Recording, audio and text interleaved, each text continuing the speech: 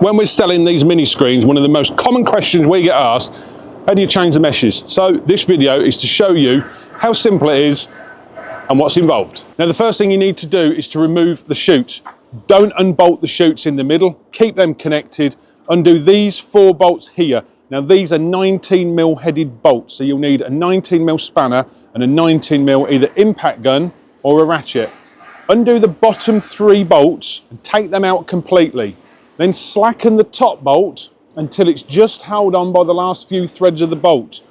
And then this is a 2-person operation. You'll need a person on the other side who's done exactly the same. Remove the bottom 3 bolts, loosen the top bolt, and then you will take the weight, take the nut off the last one, and then grab hold of the chutes and you'll remove it and put it on the floor in front of you. Now once you've removed the chutes, the next thing you need to do is to remove these bolts here.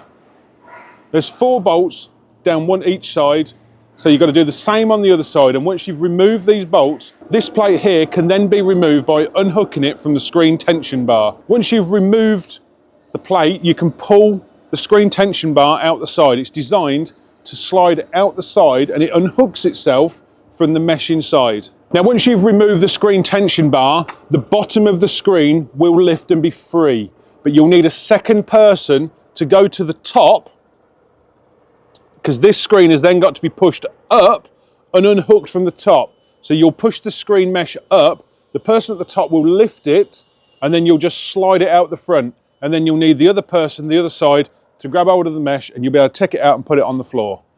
The refitting of the meshes is the reversal. You need to put the mesh in, you drop it over the top, and then you slide your bar in, and then you put your plates on and you do your bolts up. And once you've done that, you need to check to make sure you've got the tension correct. Now, if you can hear that, you can hear that's quite noisy. And what you'll find is one of the meshes isn't quite tight.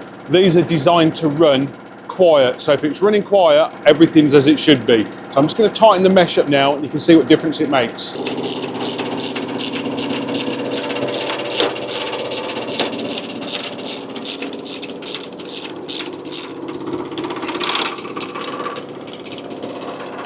You can see there, you can tell as I tightened it, the noise actually disappeared, and that's because the mesh was loose and it was vibrating. So these screens should always run. That what you can hear is the other bolt rattling, but you can see that these screens are designed to run quiet. If it's noisy, one of your meshes is loose. So that gives you a bit of a flavour of what's involved in changing the meshes. It's a 2-person job. You need 2 19mm spanners or a 19mm spanner and a socket or whatever it is. It's just 19mm spanners and sockets. It takes about 10 or 15 minutes to 2 people that have probably done it before. It's not a particularly big job, but as I say, new meshes, you'll tighten them up. They might stretch a little bit, so after a few hours use, if you can hear that rattle, just need to tweak them up a little bit.